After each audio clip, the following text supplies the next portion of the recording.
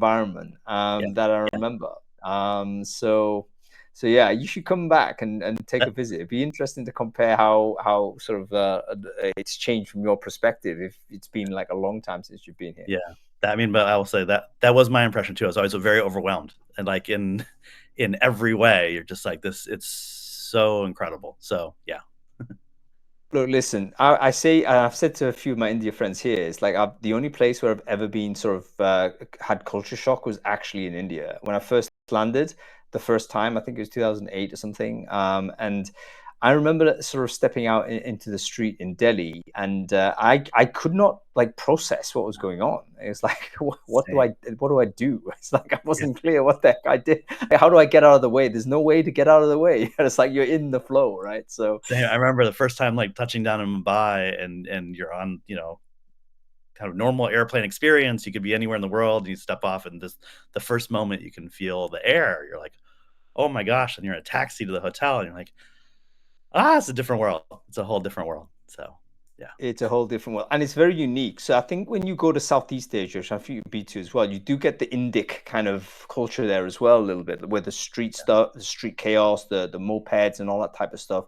So I think the entire India, South Asia type of cultural side is so unique. I think whatever happens, it's going to find its own way to the future, which will be very different from the Western world, be very different from Middle East, very different from Far East. It'll just find its own way.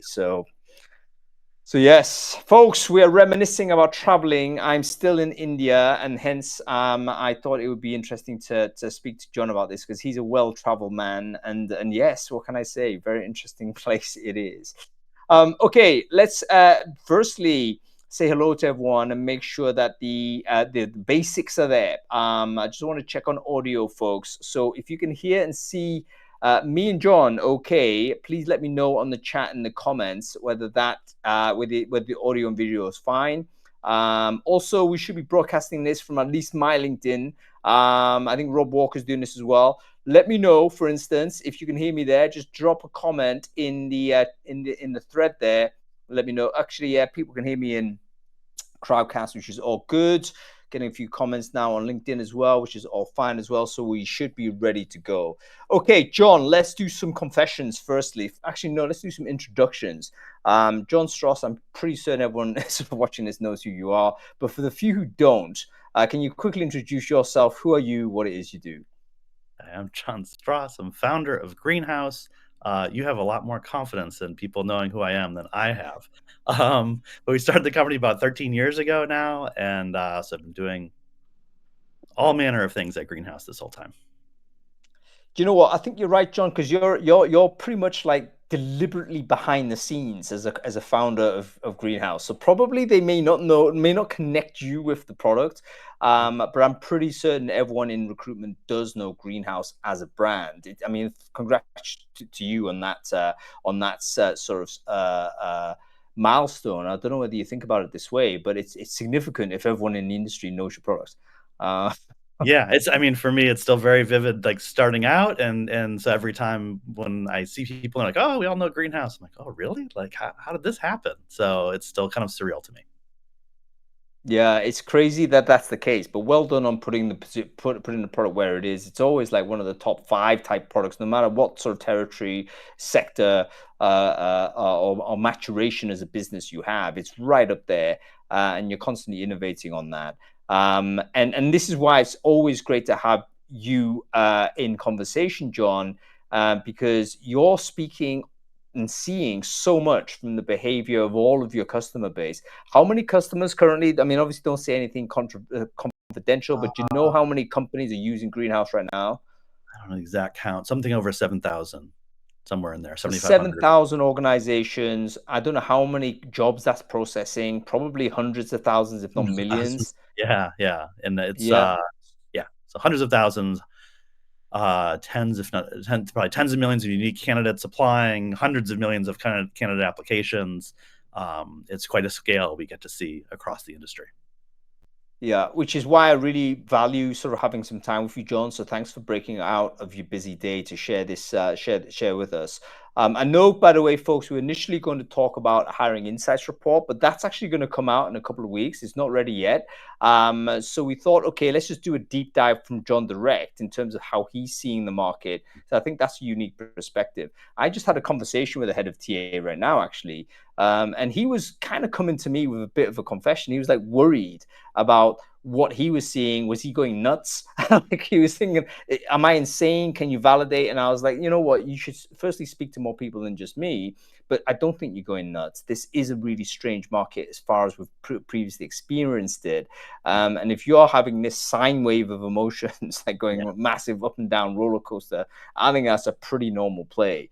So Jon, let's just start there. I mean, emotionally, where would you see, how would you describe the TA industry in 2025?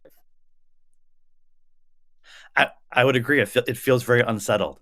I think there's a couple different things happening, right? So I think there's this whole side of the candidates have found themselves in this kind of arms race between each other, where it's like, I have to apply to 100 jobs. Well, if I'm only hearing from 2% of companies, I have to apply to 300 jobs. And so there's this perception, I think, that like, well, that makes things easy for the recruiters because they have so many candidates to choose between. And the truth is, on the recruiter side, they're like, no, that doesn't make our life easy at all. That actually creates a huge burden. And they're getting pinched where they're like, well, we have fewer people to do more. And when hiring managers are saying, well, I can afford to wait and I can wait for the perfect candidate to come along. And so they're making slower decisions, not faster decisions. So these recruiters feel pinched. And then at the same moment, you've got all this direction from on high from the CEOs saying, like, you know, how many people just had their like kickoff for the year and they said the OKR for our company is use AI and get way more efficient and don't get left behind. And so they're sitting there saying, oh, I've got to use more AI. And is that good for me personally or is that bad for me personally? And so people just feel pinched in all directions where there's more pressure from the candidates. There's pressure to like reinvent your job in a way that you're not necessarily comfortable with. And so all of that, I don't think feels great to most folks I talk to. One of my favorite words that I kind of became an annoyingly sort of frequent user of during the COVID period was discombobulation. Yes. Discombobulation. I think we're discombobulated, Jon, and this is it's because we are being pressured and pulled in these different directions, and I think that really sets a really nice skeleton for us to have a few discussion points. So, firstly, candidate application rate. Sort of, I think two things are happening here. There are more active candidates because overall economic insecurity has been the case. So even taking away the reduction of friction on apply, there would have been more candidates anyway. But we add on to that the ability to apply for more, and now with AI, ability to apply personalized more. So we're kind of getting like, oh my goodness, deluged with all of these applicants. How have you seen sort of the TA function try to deal with that? In fact, what are the options? Because I think back in the day, sticking up a job ad, that seems like becoming more and more untenable. That's piped straight into your email. Like, how is that even? Like, you can't do your job if that's what you're still doing, right? So first, I would issue one clarification, which is on the economic side, where it is really segmented by different parts of the economy. And so we're seeing in the tech world, you post a job and you get 800 applicants the next day. In more frontline worker world, at least here in the US, there's places where there actually is a gap and you don't have enough candidates and you're having to go spend on job advertising. So the market has cleaved in some way that like different people are having a very different experience of that. Certainly for where Greenhouse specializes, we're absolutely seeing that. So I'd say the current thing that folks are doing, the things like we've rolled out that are getting tremendous usage, is there's a bunch of different strategies companies are using to handle this deluge of this influx of candidates. There's everything from being much more specific about when you even leave the job post up. Like, don't leave it up and get 10,000 applicants. Like, actually set a threshold and take it down. There's things around duplicates. I think that one strategy is candidates will apply to the same job over and over again, or they'll apply to every job at your company every day. And so we put in some limits where you can actually put like application limits of how many times you let people apply, and it deflects a lot of applications, kind of surprising amount. There's certainly spam because there's a whole thread here around bots and scams happening both ways, things that people are doing to candidates, things that people are doing to companies. And so there's some things we've done to some companies are really being targeted, we think. And so we put in like some extra CAPTCHA stuff that seems to deflect a bunch of applications. And then the core actual thing is once you get through all of that is how do you actually, you still have your 800 applicants. You don't want to read all 800 resumes. What do you do? And so there's a bunch of different kind of filtering strategies we have where people are saying some folks are nervous about having like a black box AI just make the decision for you. And so they're saying, oh, I want to control it. And so they add more questions to the job application they can filter on. They'll run a bunch of filters and saying which things are good matches for their job description. But then I also think that the other strategy that you see is, I always think of it as there's fundamentally like 3 strategies that folks to get candidates at a high level. There's this notion of pre-qualified pools. Folks that get into your pipeline, but like you already kind of know them. So it could be referrals, internal applicants, people come from agencies. So they're kind of pre-screened by the agencies. That's a bigger and bigger chunk of who's actually getting through because you have a signal. You don't have to read all 800 applicants. You can start there. Then there's the second one is like the hand raisers, the people who come in and apply or maybe off of job advertising where you're just getting tons of them. And I think that pool is getting more and more devalued as folks are just like, I don't know if any of these things are real. And then the third is outbound as you go out and find people. And so it's been interesting, like agency usage amongst our customers was just dead for like the last 2 years. People are like, oh, why do I need to use an agency? There's so many applicants. We're not hiring as much. It's starting to creep back up now. And we're seeing more agency usage because folks are saying, I'd rather spend the money to get 10 awesome candidates than not spend the money and have to look through 800, maybe not so awesome candidates. I'm like, oh, that's fascinating. Wow. I know, right? Hold that thought. You know what? That's crazy. And I do think that is an obvious way to go for certain roles. Like, so this is a kind of a big reversal of where TA has been going over the last 10, 15 years, which is continually to try and edge the agencies out, build more and more internal capacity, reduce the cost. That was the entire idea, folks. Yeah. But we probably never anticipated being absolutely hammered by the volume. We just never thought that occurred to us.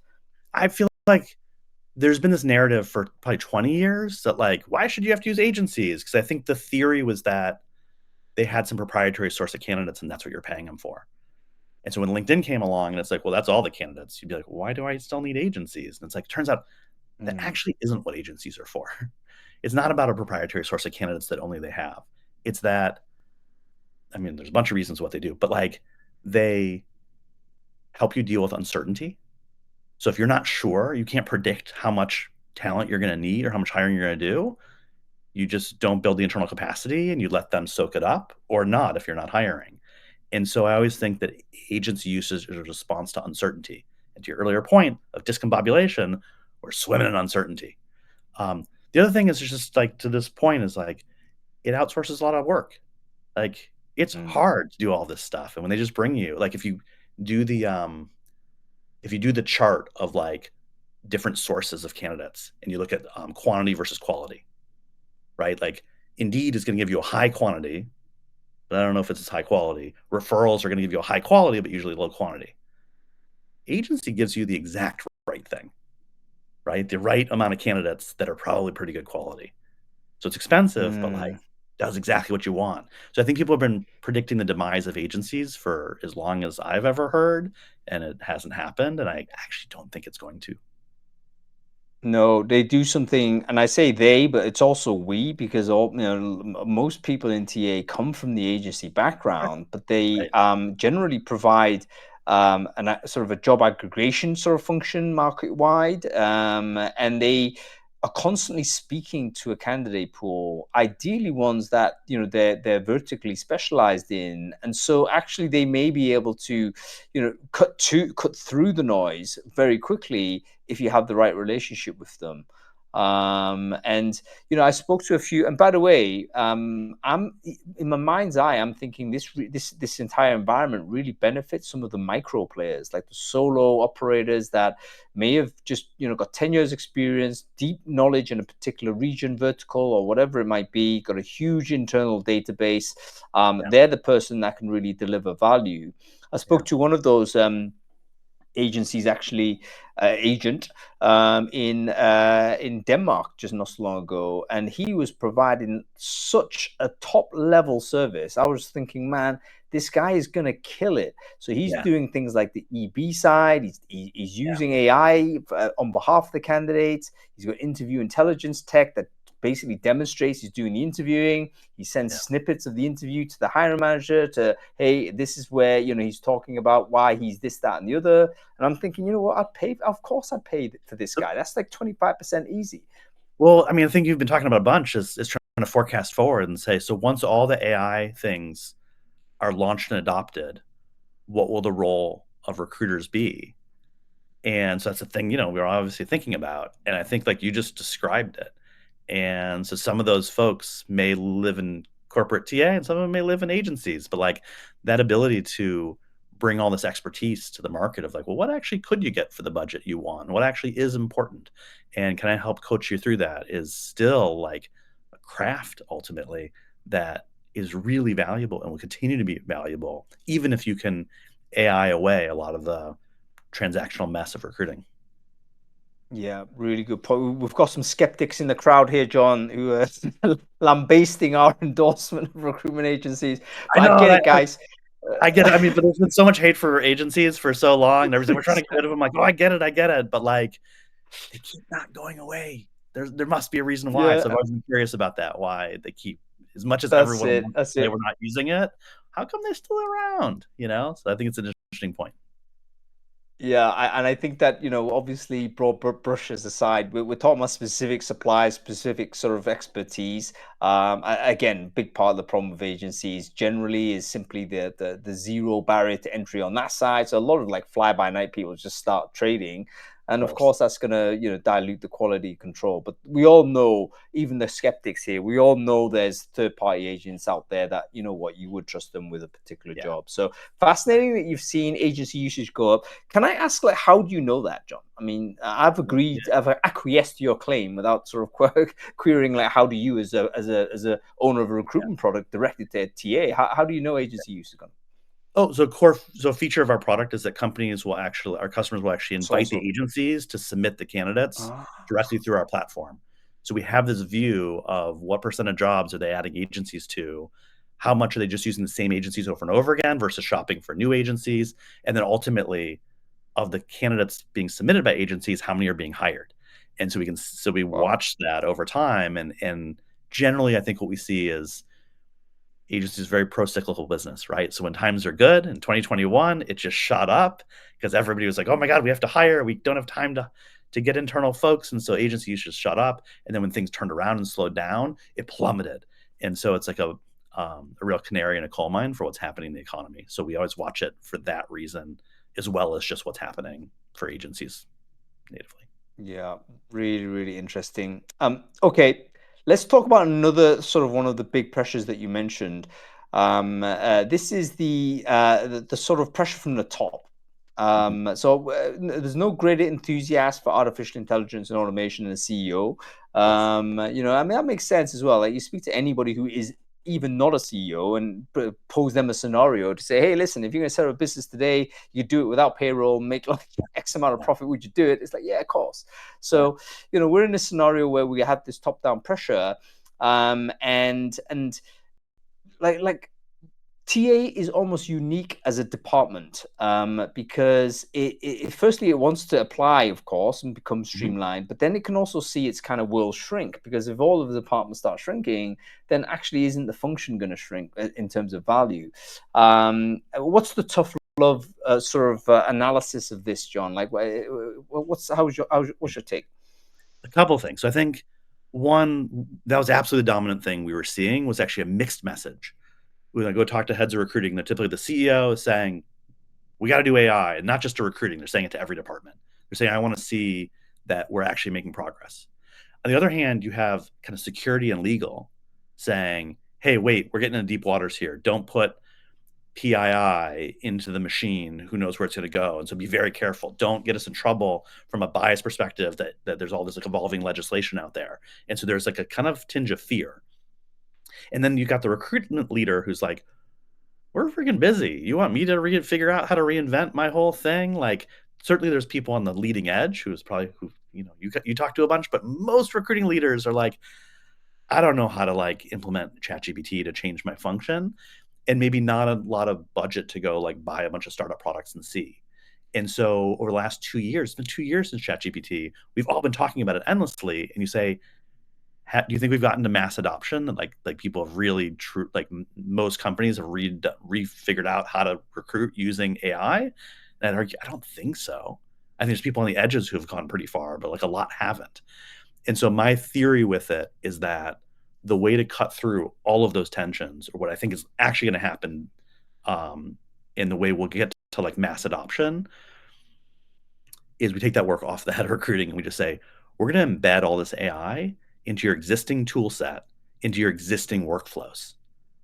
And so the 7,000 plus companies using Greenhouse, next few months, if not by the end of the year, are going to have AI sprinkled throughout their entire experience. And it won't be like a big, like training adoption push. Oh my gosh, do you want to do this? It's like, no. Like when you go to source candidates, we're going to help you find candidates, enrich their profiles, write personalized emails, automatically handle the like reply from the candidate and interpret what they're saying and make a recommended next step.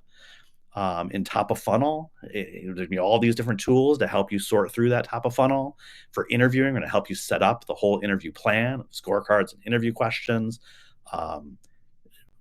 record and transcribe the interview and analyze it. And then from a data perspective, like help you write reports or even surface outliers or issues. Like it's just going to happen. And we'll take on the burden of convincing security and legal that it's okay.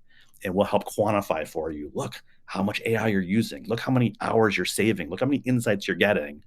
Go brag to the CEO that it's happening. So that's one take. Yeah. If that all makes sense. No, it makes perfect sense. And I think that's there's an element of me thinks that some TA folks are generally waiting for that to happen. So waiting for the core vendor to roll AI into them. And it makes sense in that regard because they know there's a big kind of potential reworking of a process to be undergone. But what is the point in that if 3 months down the line, sort of the core tool is going to actually upgrade it all anyway? I mean, what I've seen is that the only people that have really been on the edge pushing forward for AI adoption have been people who are like literally consultants. So in other words, they're not actually in department in work. They're trading as an independent. So they've got the space and the bandwidth to experiment. And then only one or two radicals. Like I'm talking like really unusual TA. Right. We all know a couple people I know that. Yeah. Like they're radicals in the sense they've just literally dropped operational responsibility. It seems. Right. It's like, right. Which I think provides a really valuable service. It's super interesting to talk to those folks and see how they're doing it. I think for most folks, it's just overwhelming. And so we just have to do it for them, you know? Yeah, it's too high risk. Like those radicals, I think, I won't say they're correct. So I don't want to say that's the style of leader we should all have. But there is a particular style of leader that is prepared to say, I'm just going to dive into here and drag the organization with me through my experimentation.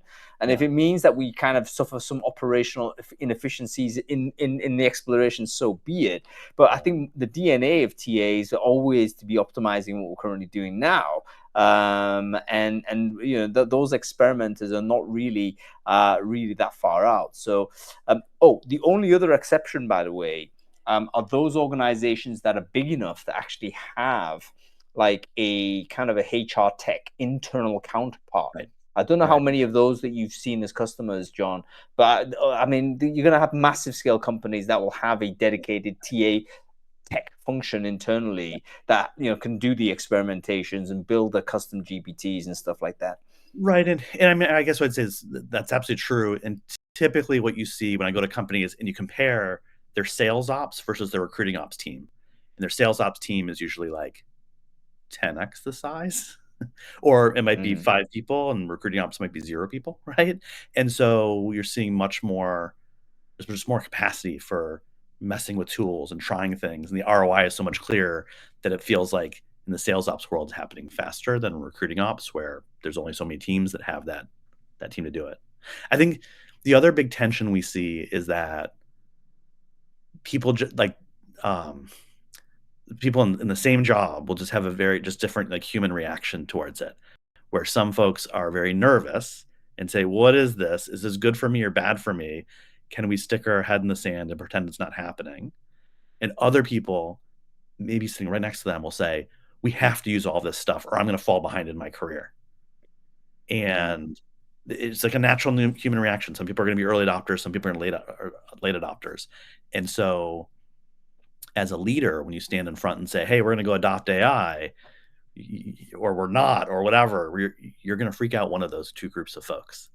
And so I think for that, I think I agree with folks and some of the folks I saw in the chat, like time moves relentlessly forward, right? And there's been like technology disrupting jobs for a long time, and this is just another chapter in that same story. And so like, yeah, there's going to be a disruption. What we're telling our team, and what I believe is like, this is a service to you, is that we're going to let you use all this stuff and try to reinvent and make sure that you're staying up on it. We're not going to put our head in the sand and pretend it's not happening.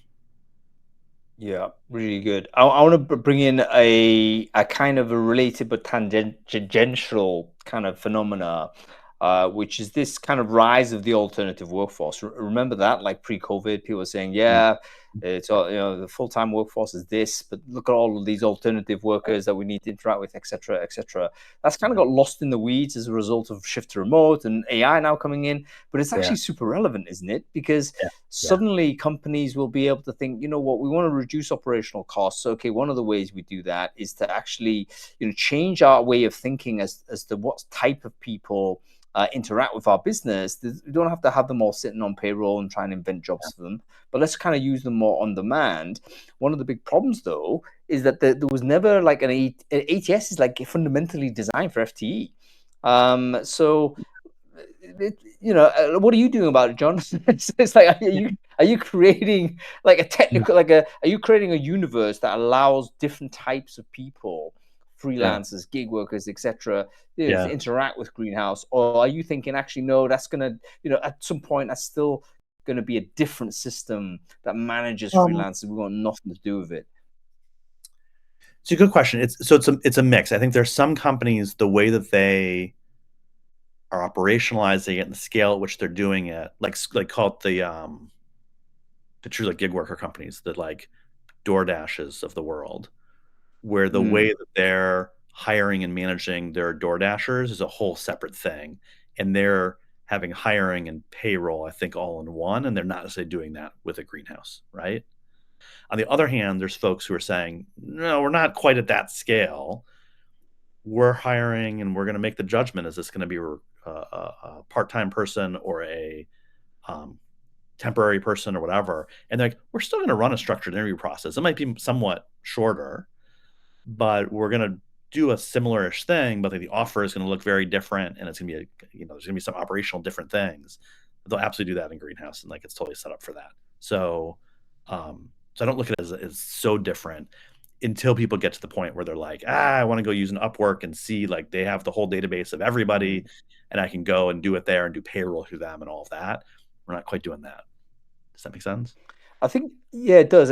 Probably we need to introduce the idea of whether there is potential for this person to be FTE at some point. So it's a different case going to Upwork, where it's like singular task, and there was never any intent on either side.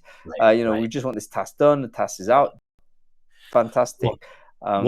So this gets an interesting point, which sort of gets towards internal mobility, which is that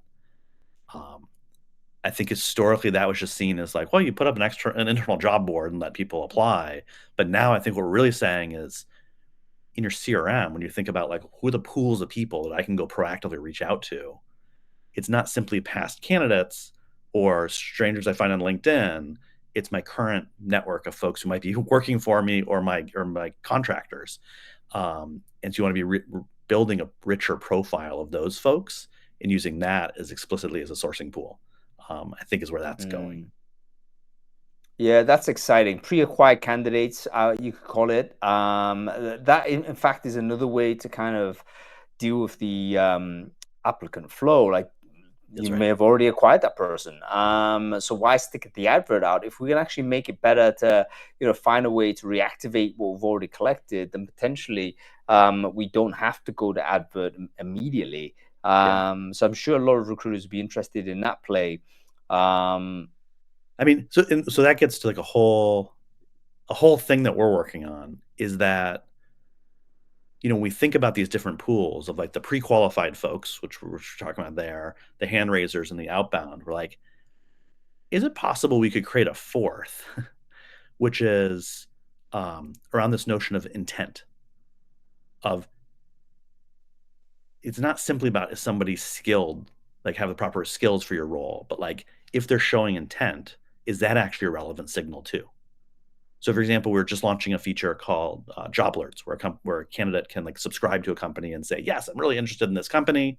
I want to know first thing when they launch a relevant job, so I can go apply first." So, if you get your 800 applicants and 10 of them have been subscribed to your company for a while, they're clearly really interested in your company. Does that change how you think about that person, right? If they've put out, here's my like bullseye of the job search of what I really want, not just personalizing it to your job, but generally, and you say, hey, out of those 800, these 20 people, this is exactly what they're looking for. If we can create other ways for them to express that intent, is that another way that you could determine who to look at first? So we're doing some stuff Do you around know? that. Do you know anything about quadratic voting, John? Quadratic voting? No. Say more. Quadratic voting. Because I think you need to introduce it. Okay. You need to introduce it for this, because the problem with like, I want to work for this job, you're always going to get some guys clicking every company. Yeah. Right? No. This is the point. You have to create constraints, right? So in a world Okay, you can yeah, create exactly. So what's the constraint? Oh, no. So we're gonna build in some constraints because I think that's the thing, right? Is if you could say across all these jobs, here I do rank voting. Now I'm creating a really interesting new signal. Yeah, this is what I mean. So just explain to everyone, by the way, I think quadratic voting is required to save democracy. Let me just say that right there. Without quadratic voting, democracy is over. Now, okay, what do I mean by this? Is that right now there's no like signal of degree of interest in our voting. Like we can casually vote left or right, and someone can really care about that vote left or right. Yeah, we just rank it as one, right? It's either that's the same number, but we have a different level of commitment. Right. So apply this to the ticking of the boxes. Imagine if you were able to distribute the credits. Every candidate gets 100 credits. And you could distribute those 100 credits how you like to any of these companies you follow. But after those 100 credits, that's it. Like, you don't get more unless you get past some sort of gate, I guess. But then you get one guy who's going to say, 100 companies, then, okay, you know that the signal is weak. Because he's just distributed widely. He's looking for a job, fine.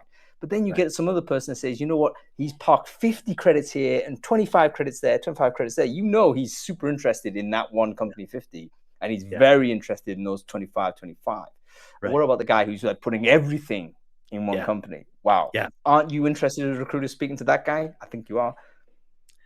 So I don't think we'll go quite as deep as 100 votes, but I think you're exactly right.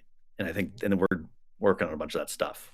We were going to do this chat in like a couple of months when we launched it, and I could show it to you. But it's coming shortly because I think that the notion of what you're getting at is exactly right. And the idea that like that person who says, I'm going to put all 100 votes on this one job, it's quite a signal. Does that mean they're qualified? Absolutely not. Right? But is it enough that you might look at them first? Like, yeah, it probably is, right? When I'm looking at, 800 applicants, and right now, who do you look at first? Like, you look at the referrals. Doesn't mean they're qualified either, but like, you got a referral, so it's an excuse to look at that person first. Would you look at the people who gave all 100 votes? Like, absolutely. As we've gone down this tangent, John, why don't we also apply the concept to the recruiter side? High demand candidate floating around in your candidate pool.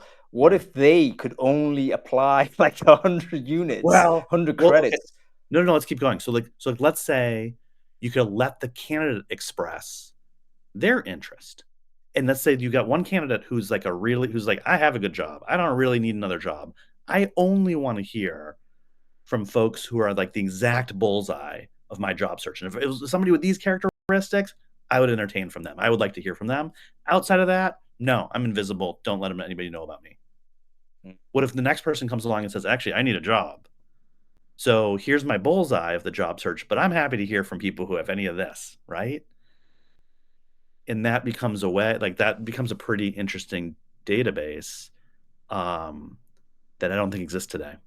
So No, and I think doable, right? I mean, this sounds like, oh my goodness, how much hard work it is. But these days, with technical innovation as it is, we're starting to yeah, solve a lot of the heavy lifting problems that come from having all of these numbers float around. So yeah, maybe we do get into a world where we not only match. And by the way, we're only talking about intent here. So there's another layer where we've got to talk about fit and capability. But let's leave that to one side for now. But the intent is like critical.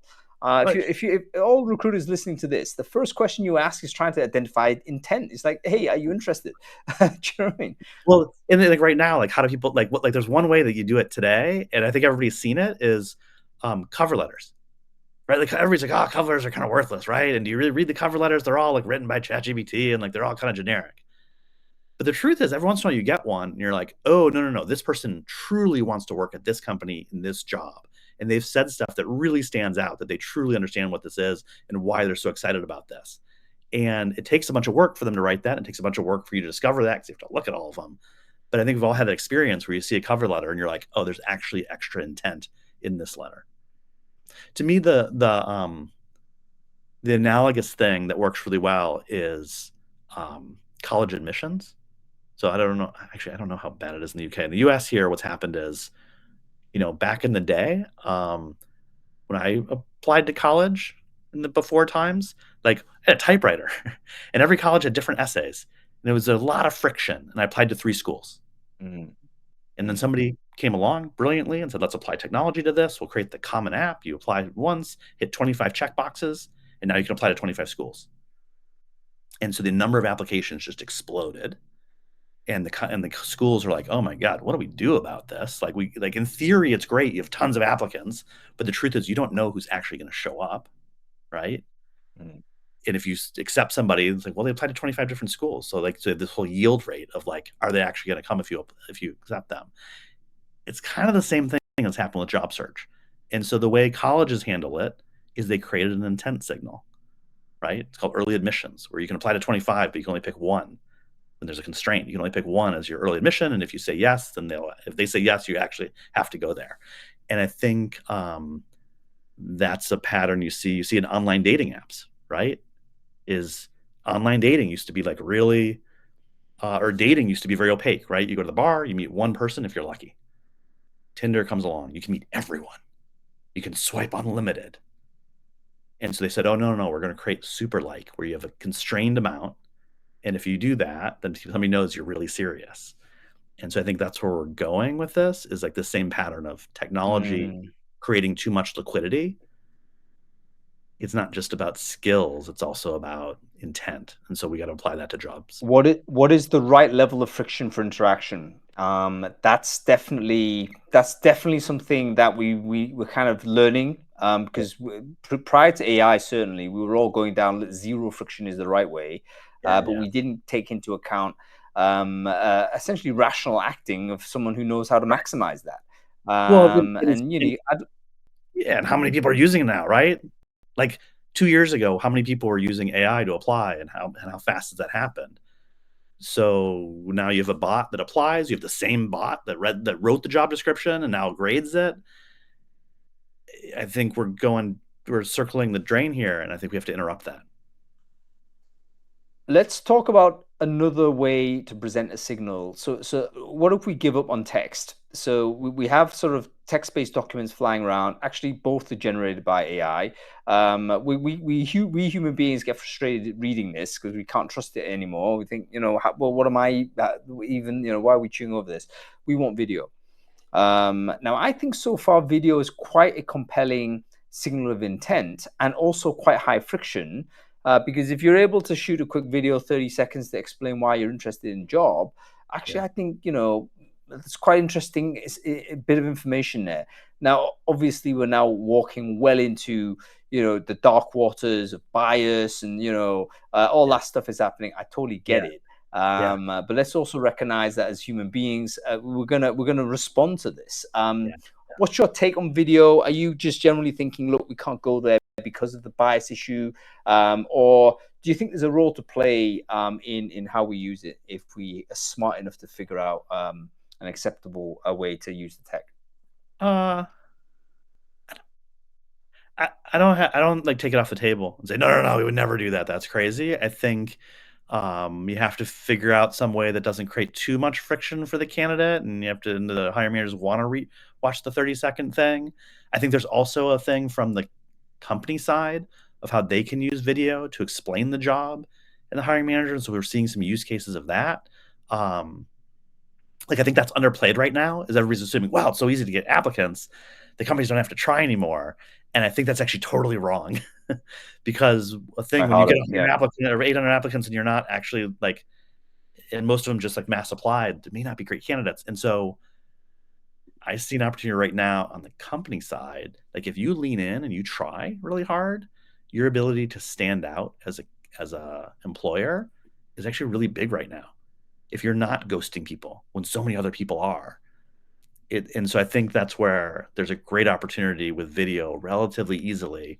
It doesn't have to be a big produced video by the marketing team, but just talk to the camera and say, hey, I'm the hiring manager, and here's what we're hiring for, and here's why, and here's what you'll do, and here's what type of manager I am, and here's what you can expect. In sending that to somebody before their phone screen, we've seen such positive reviews from candidates of that. And it's easy. And I'm like, why aren't people doing that more? I say that internally too. It's managers who haven't done it yet. I'm like, what are you doing? Yeah. Do you know what? I think that's a very easy thing to do, and maybe something that actually recruiters have a role to play, because I don't see a hiring manager naturally doing this without a prompt. And even with the setup, literally the recruiter should be the one just saying, hey, listen, I've got you, similar to this. It could be a Zoom call like this. Hey, listen, I want to ask you a question. Why does anyone want to work for you, Jon? And then you just answer.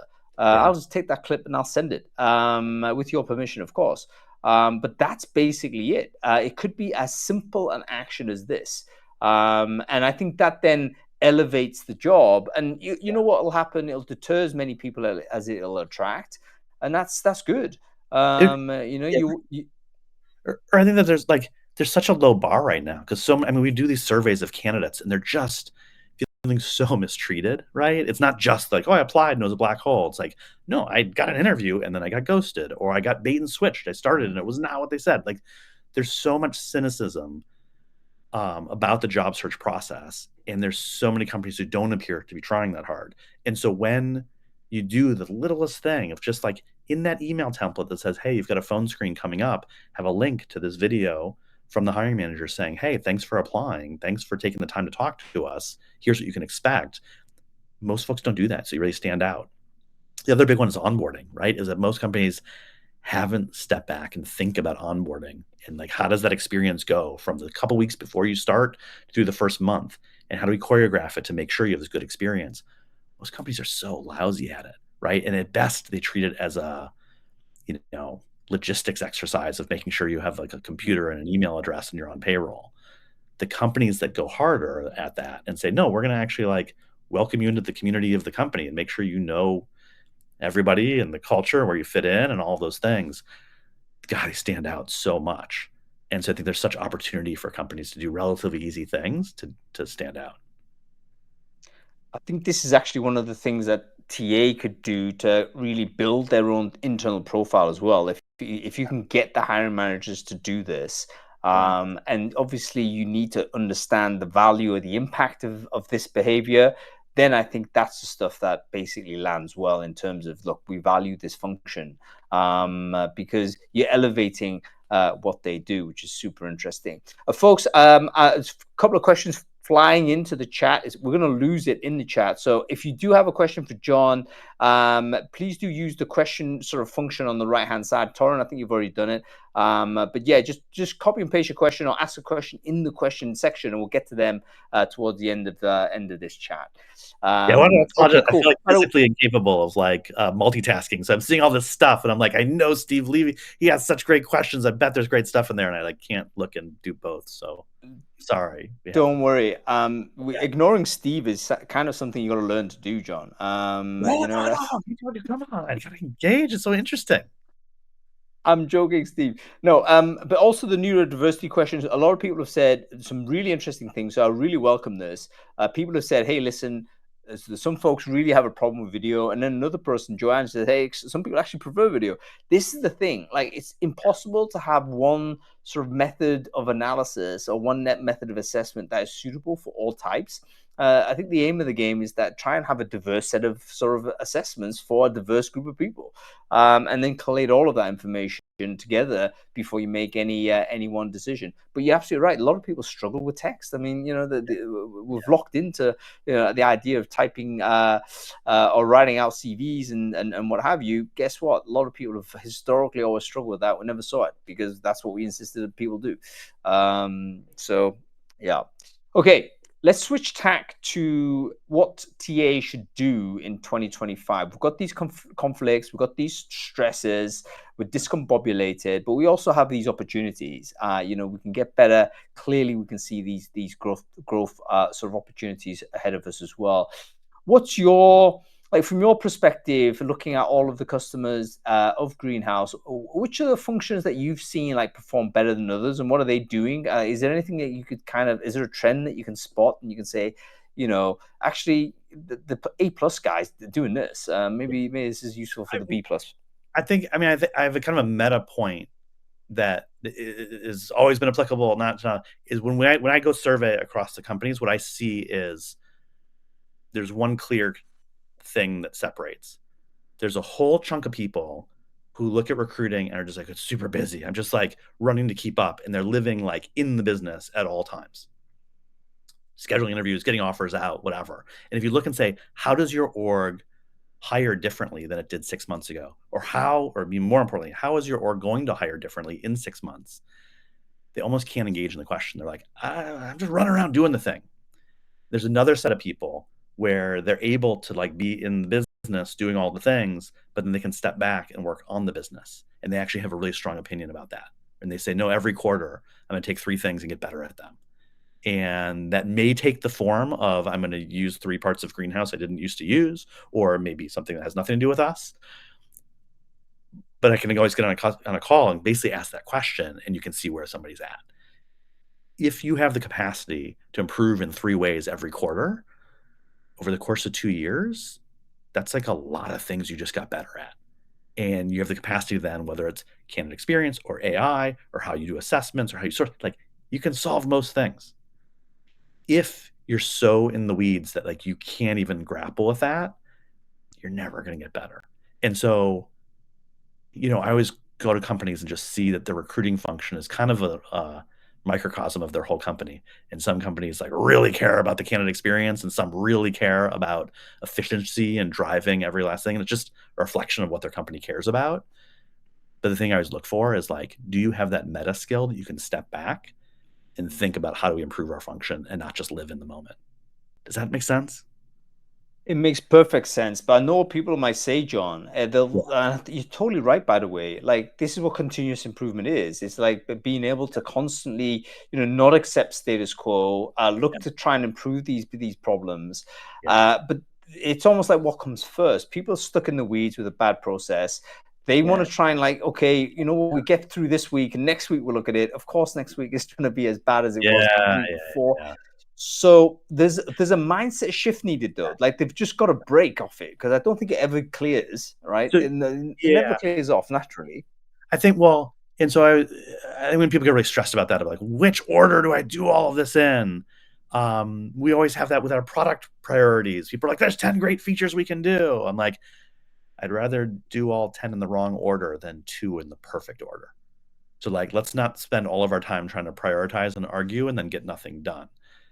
If it's something like structured interviewing, where you got companies who are like, yeah, we don't really have a plan, it's just kind of random, people get intimidated by that. It's like, oh, that's such a big lift. Like, how am I going to change my whole company? And I was like, oh, Dad, don't. Start with one hiring manager, start with one job, and say, why don't we just meet up front, figure out what's the actual rubric of how we're going to make this hire, what skills, personality traits, values, experience, whatever. Let's create our interviews and actually assign things out and say, this interview, focus on these 3 things. This interview, focus on those 4 things. Maybe brainstorm some questions for them. We can AI to write the questions for you if you tell us the focus, right? And then actually do the interviews, fill out scorecards afterwards against that rubric, and see what happens. And generally they do that, and there's this big shift where, it starts with the interviewer saying, we're never going to do this. We're not going to fill out scorecards, whatever. And then eventually it shifts and they go, oh, wait, this makes interviewing like way easier as an interviewer. It makes decision-making at the end way easier.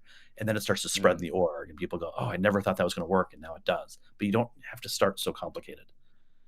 Candidate experience, I always think, just draw it on the wall. Here's everything that happens from soup to nuts, every experience we have with them. What's every email we send? With a little bit of creativity, you can improve 4 of those things. Just go to the email templates and write them a little bit better, right? Like, there's little things you can do. It doesn't matter. Like, if you know you're going to fix 3 things every quarter, I don't get too stressed on what you do first. Yeah, really good point. I love the way you brought those examples in, John. Like, take one hiring manager. You can do basically a small experiment. I think Big Bang almost never works. I mean, you're always going to just create more chaos if you try to force it in everyone. So isolate one problem, one hiring manager, do an experiment, and then just be very transparent with everyone else that how that experiment's gone. If it goes Well, badly, great. If it goes, yeah, go on. well, peer pressure is more powerful than nagging. So the Very good. CTO saying, hey, we did this and it's awesome. Why aren't you guys doing it? Works better than the head of recruiting being like, hey, we bought this system. Everybody should do it this way. And everyone's like, and like, no offense, but like the peer pressure of the other leaders saying, we're hiring in this new way. And it's kind of great. Like, Yep. yeah. The other one we talked to our customers about, and it's like very self-serving. So I'm like, we built all these features in this product to solve these problems. And so when you buy the thing and then you don't use half of it, it's like, it's just sitting there. You already paid for it. And so asking that question of like, what parts of Greenhouse are we not using and what are we missing is also a great place to like get easy wins, You say it's self-serving, but I think that's actually a really good way to think about it. Because most people aren't maximally going to use every single feature of every product. We know that that's totally fine.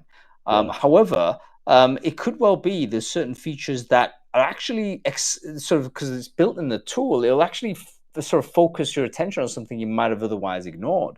So the tool itself can kind of heighten your view as to, and by the way, this is good or bad depending on how good or bad the tool is. But let's assume that the tool itself covers more than kind of your current experience. Getting some touch points in each one of those features might in fact be a very good place to start, if in fact that's where you're at. And the common thing that we see happen is a company buys our product, they go through implementation, they make a bunch of decisions on how they want to use it, roll the clock forward a couple of years, and they're double the size. And our product has totally evolved. And they're in that mode of they're just using it the way they've always been using it. And you say, hey, pull back, given where you're at and your new goals, and you've gone international, like you have all sorts of different challenges. And our product has evolved in all sorts of ways. And so through like no fault of your own, you're missing a trick. You're missing all these things you could be doing. And so you have to like pull back and say, hey, let's do an audit and kind of rebuild here.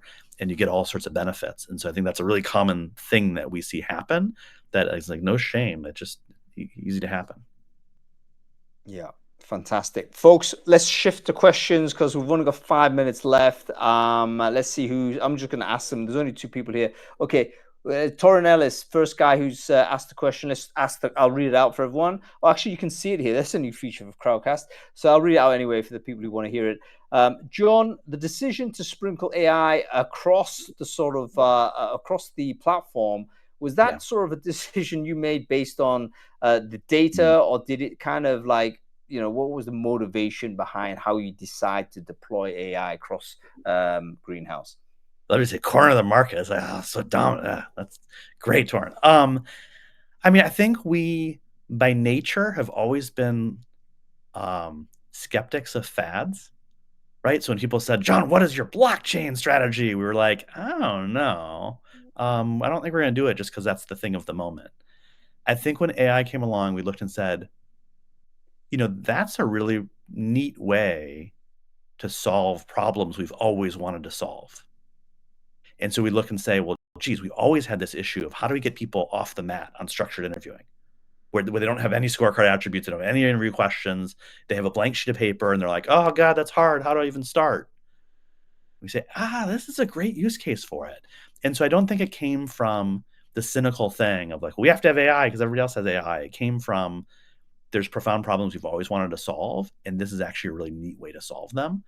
And so as we learned more about what was possible, we realized, oh, wow, there's like a lot of great stuff in here. And so I think it was more of that. And then I think eventually as we got into it, what we've seen is that companies are saying, hey, like, we know we need to do AI and we're not sure how to do it. And if you guys are just embedded, it seems like it solves a lot of problems. So I think it's both a really good thing from a competitive perspective, but also ultimately like it is a pretty neat way to solve a whole bunch of problems. No, absolutely. And let's not sort of be ashamed to say that technology can be a massive accelerant, massive sort of increase in your productivity. And if TA is getting pressured by not becoming productive, then having a vendor do a lot of the heavy lifting there, I think is a optimal solution. Okay, thank you, Torin. Let's go to this question here from Shrini. Shrini said, "Okay, what do you think about conversational AI as the interface?" So maybe that's the future. ChatGPT, one of the major innovations was the conversational interface. Suddenly, it became accessible because we were kind of talking to it. Is that the future of like how it looks? It's simply a blank screen, a dashboard. There's no dashboard. We talk to the thing, and it just produces stuff. So I think there's a couple of interesting questions in there. So one is there's a new user interface standard that people are getting used to, which is talking to the thing, right? And so there's an argument that a new layer of how you would like interact with Greenhouse, instead of having a nav bar and clicking around and click, click, click and going all these things, you could just like talk to the thing. It can bring you, here's the things you need to do right now. And it's actually not a lot of AI necessarily. It may not be about interpreting and talking to having this conversation. It's just a new user interface we've gotten used to. And I find that pretty compelling, honestly. And I do. Then there's a separate thing, which is, could it truly just be an empty box and you just talk to it? And when we've run experiments where we put an empty box there and just let people type whatever they want, it's pretty wild. You look a lot and you're like, I have no idea what that person is asking, and I have no idea how the AI is going to respond to them, and I'm a little bit nervous about that. So I have some skeptics there. But then specifically within the candidate experience, where you talk about on the career site, them talking and being able to ask questions, and especially when we're talking about frontline workers, where a lot of the qualification is just objective data. Do you live close enough that you can commute? Can you work these shifts? And you really can handle that really quickly. And so you can really shrink the friction in getting hired and the time to hire, and not talking to a person, just talking to the machine and getting your questions answered is actually a benefit. I think it's pretty compelling. So yeah, I think that there's a lot there coming. I think the UX sort of a revolution, AI is going to be a UX revolution as much as anything else. But you do make a really valid point. So sometimes a blank screen actually requires quite a lot of knowledge from the asker. So the dashboard doesn't disappear. Yeah, so that's what I think. Go ahead. Depending on, everyone's going to get really good at prompt engineering. I'm like, I don't think so. I think one of the benefits we can provide is that we have all of your context. We know all of the stuff about what you're trying to do. And so we can actually write the prompt behind the scenes for you and generate much better AI responses by, instead of just giving you a blank text box and hoping you're good at prompt engineering, we can take all the context we know and just do it. So an example of the thing we're about to roll out is, when you get to the end of the process and you want to make the hire, you've made the decision. So the decision making is already done, and you have to write a long email with the approval to say, here's why this person, right? We're like, well, why don't we just take the job description and the resume and all of the interview feedback and summarize it and like feed all of that. And so you press one button and it writes the 3 paragraphs for you, which you can then edit if you don't like it. And then you can send, and it saves you an hour for every hire. It's like, that's a pretty great summarization use case. And we can do it by us providing all the context and not having to wait for, not depending on you to write it yourself. If that makes sense. It makes perfect sense. And I've got to revise my own view on this, because I did believe at one point it would just be a box. We'd never see a dashboard. We'd never have to learn the dashboard, just talk to the thing. But I now realize actually, just sometimes myself just staring in front of ChatGPT and thinking, you know what, I could do some guidance. Like, you know what I could do is like, we have one with reporting. You can like type in a thing and it just builds a report for you. I could send you about 300 things that people have typed in, and in the range of what people type in, from like really specific great prompts and it builds the exact report they want, to utter gibberish. And you're just like, oh no, like I'm not sure that's the path, you know? And Jon, this kind of leads us to the end of the conversation, which I'm sure we could have continued going for a lot longer, but you've actually got a business to run. So I got to let you go ahead and do that. But firstly, let's talk about this report. Like, when are we seeing it? Do you have any visibility as to when this is happening? Because I think the crowd were very interested to see it. So we did a survey of like a ton of basically HR leaders of what's going on, because I think there's been so much attention paid on the candidate side of how badly it's going for candidates. So we wanted to get the other side, and we're just trying to interpret it. So I think the meeting I'm going to be a minute late for right now is with a bunch of people to go through that survey. So I would bet it'll take a couple weeks for us to figure out how do we summarize that into some like good bite-sized things that people can understand. So I don't know. I think give us a little time. No worries, no pressure. But if you're interested in getting the report and the insights from that, let us know in the chat. Then I'll make sure that obviously you get a copy of that when it's released. But Jon Stross, what a wonderful conversation. It's always great chatting with you, man. We should do this more often. And yeah, think about quadratic voting. I want to see it in the product. I'm going to send you some stuff in a few months. I'm going to be excited to show you. Yeah, very interesting. Listen, I'll let you go, Jon. Great to see you. I might be in New York actually in a couple of later this year. So if so, I'll drop you a line, and we'll see where we're at. All right. Thank you. Thanks everybody for watching.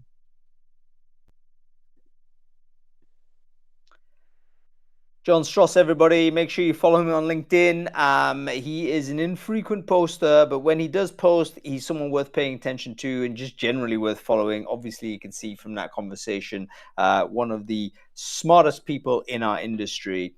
Okay, folks, that's about it for this week. Thanks for watching. We'll be back next week. There may be a midweek show. I've yet to kind of confirm it, but I'm going to be in Sri Lanka and in Malaysia within the next 7 days. So I'm definitely going to do a how to hire in one of those countries, because I don't know. And then maybe we'll get some people on board that can talk about that. If you're interested in this, follow the channel on Crowdcast. You'll be updated. If you're watching sort of on LinkedIn now, you can obviously follow my page. Whenever I go live stream, it goes LinkedIn Live, so you'll see it there as well. But next Friday, we're going to be talking about more data. We've got another wonderful company that's put time into surveying its customer base. And this time we're going to talk about insights from I think 100 plus TA folks in the UK and Australia and US. So kind of an international kind of view. What is going on? Our friends at Willow are doing that. So make sure you tune in to Brainfood Live On Air. I love doing these kind of report type breakdowns. Very, very educational for us. Okay, that's about it. Thanks for watching, everybody. We'll see you next week.